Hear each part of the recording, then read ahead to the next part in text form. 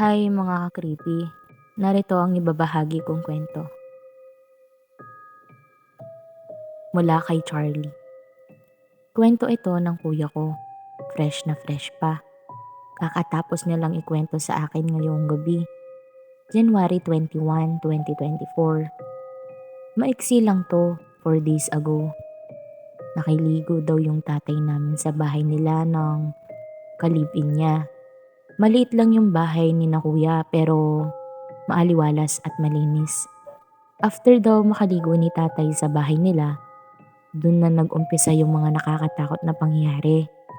Nagigising daw yung kalibin ni kuya ng hating gabi. Tapos si kuya daw nakatingin lang sa kanya, nakatitig lang. Pero sa umaga, pag tinatanong ng babae si kuya kung bakit nakatitig lang sa kanya si kuya kagabi, ang sabi daw ni kuya, di daw niya alam kasi tulog na tulog daw siya.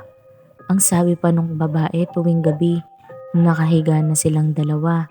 May kumikilos sa kusina at salas. Di na nilang pinapansin kasi alam na nilang hindi tao yung gumagalaw.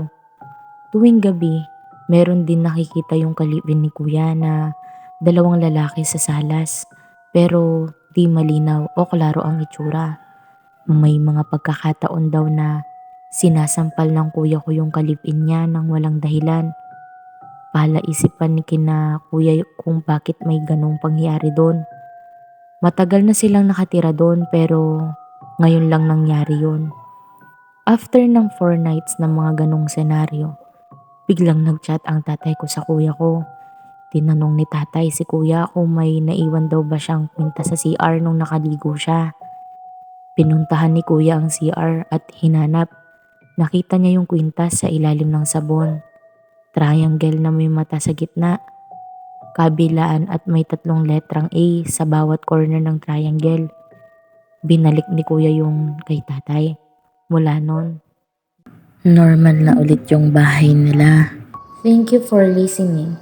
Don't forget to like, share, comment, and subscribe our YouTube channel and visit our FB page.